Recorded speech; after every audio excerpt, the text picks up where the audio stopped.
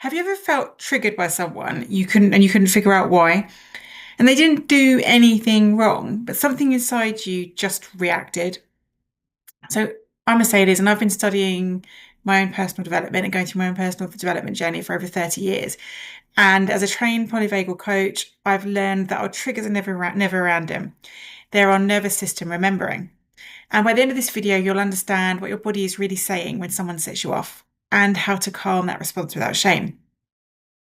So when we're triggered by someone, it's not just emotion, it's physiological. So we can actually feel it in our body. Every bit of our body responds to that person, and there's something happening internally with us. And part of the reason is the nervous system can store old experiences, and they're stored in the brain as well, and they get pulled out. And maybe it's something of threat or of helplessness. And when we come across something that feels similar to that in our present day, our body can react before the mind can even process what's happening. So we then suddenly feel that fear. So you might feel like you're overreacting, but really your system is trying to protect you from a memory, not the current situation. So it's actually your memory that's being triggered to extent. It's like a past trigger that's being activated. And that something in the current day is activating that past trigger essentially. And when we can start to understand this, it can help us to move from that attitude of self-blame of why is this happening to me? Why am I doing this? Or projecting it onto the other person, just into a state of awareness. And the goal isn't to avoid triggers because we're never going to avoid them, but we can use them as messages from your body to say, there's something here that still needs safety, that still needs healing, that still needs looking at. So I will tell you why this has come up for me. So I've recently started a course, and there's two facilitators, one who I know really well and one who I don't know that well at all. And the one who I don't know really well, I found myself being really triggered by them and thinking that, oh, this is going to be a problem for me because I'm really feeling triggered. And they hadn't actually done anything wrong. So there was no reason to be triggered by them. They hadn't done anything to me. But my body was reacting, so I could feel myself getting like into that fight or flight mode. And almost wanting to pull out of the course. So I was thinking, I don't know if I can do this. I don't know if I can be in this for the full duration because I don't know if I'm going to continue to be triggered and I'm just not going to be able to fit in with it. And that was my self-talk kind of getting carried away by the triggering. One of the things I also did was allow myself to bring up what that trigger brought up for me. And this is when the interesting stuff started to happen because I allowed my mind to wander. And while I was in that triggered state, what happened was my mind started wandering to childhood and school, which I thought was interesting. And it was times when I was at school and I felt like I had no control, like I was being told what to do and I had no say. The adults were making the decisions for me and my voice didn't matter. And those memories live in my body. Now, the reason why that was such a big deal for me, because you might think, well, kids go to school all the time and get told what to do, and they do, and that's perfectly normal. But I grew up in a house where my dad was an alcoholic. He was very erratic. There was lots of domestic violence going around. I had very little control over my life at home. And so when as a child, I felt like I was out of control of things that I knew I could control. And I'm talking about when I was doing A-levels and stuff, and it was around where I studied and how I did things. And I knew I was more than capable of running my own life properly, sensibly, and I didn't need somebody to tell me. And I wasn't actually wrong. I found it very restricting. So when I started doing this course, there was something in the demeanor of the facilitator who was triggering up those memories from the past where I felt that lack of control. Now, I'm an adult and I do actually have control. I can decide how things work. So this person hasn't actually taken control from me. But my nervous system triggered the situation around the course as a lack of control. Even though, as an adult, I was safe. So the key is that my body wasn't responding to the situation that I was in right now. It was responding to the history, to the past. And one of the plus points is that I was safe enough to be able to bring that memory up for myself, to be able to work through it and release some of it and say, okay, well, I don't actually need to worry about that right now because lack of control is not something I actually have to deal with. So it's very healing and revealing for me.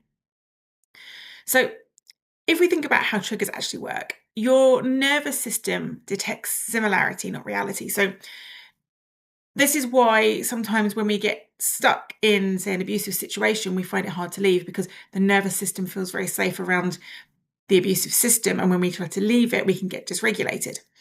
But when we have something like this where it's coming up from the past and the nervous system doesn't go on details. It goes on feelings and vibes and energies and things that feel the same as, oh, I felt this before and this is how it triggered me. So it will then trigger you again.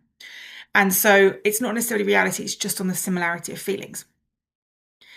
And so when we get into that pattern, when we feel it, all of the tones and everything that's happening, it's all the same. So our body is triggering in the same way. So for me, it was around control or being dismissive or feeling unsafe and all of those things. For you, it might be something totally different. It might be a totally different scenario that triggers that for you. And it may be a person you meet that triggers that. And it could be trigger from that it could be that they're demonstrating a behavior that you actually have that you don't like. And so that can be linked to it as well. Or like I said, it could be linked to a memory. But when we start to become aware of that, when we allow ourselves time to stop and to think and to become aware of what the underlying reason for the trigger is. So it's not just this person. I'm not just going to blame this person or I don't like them. That's all it is. I'm going to do a bit of self-investigation. What has been triggered for me? And you're giving your body context and you're reminding it, this isn't the same situation. It's a different situation now and I can deal with it in a different way.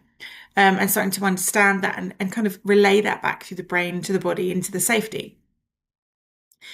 And the moment you recognize that the reaction is physiological and not personal, you can stay in your body, breathe, and reestablish a sense of internal control, even when things external to you don't feel safe, because actually you are safe and you can bring that back internally. You can bring that sense of safety back internally.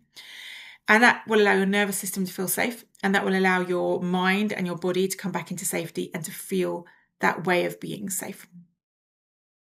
So as a practice for you that you can try is when you get triggered by someone and you want to come back to that calm clarity. So you don't want to react to that trigger with that person. So you don't want to relay that over to that person, and it's not necessary, and it's actually not necessarily that person that's causing the big issues. So instead of starting with the analysing why, first feel where. So ask, where do I feel this in my body? So is it your chest, your gut, your jaw? And I felt like this knot here, real knot. And it was just like something and nothing. And name it without the story. So say quietly, this is activation, not danger. So just notice that you're being activated. You're not in danger. There's just something's been triggered. And then you can ground through your breath. So you can inhale deeply through the nose. And then exhale through the mouth really, really slowly. So longer than the inhale, just allowing the shoulders to relax. And again, inhale. And exhale. And just remind yourself that this feeling belongs to me and I can stay present with it. So you take ownership of it. Take ownership of where you are. And once you've calmed things down, allow the mind to wander around this situation. Allow the mind to bring up what it needs to bring up. What is this reaction reminding me of? What else is coming to mind when I think about this situation? And do it without judgment or urgency. Just allow what comes up to come up.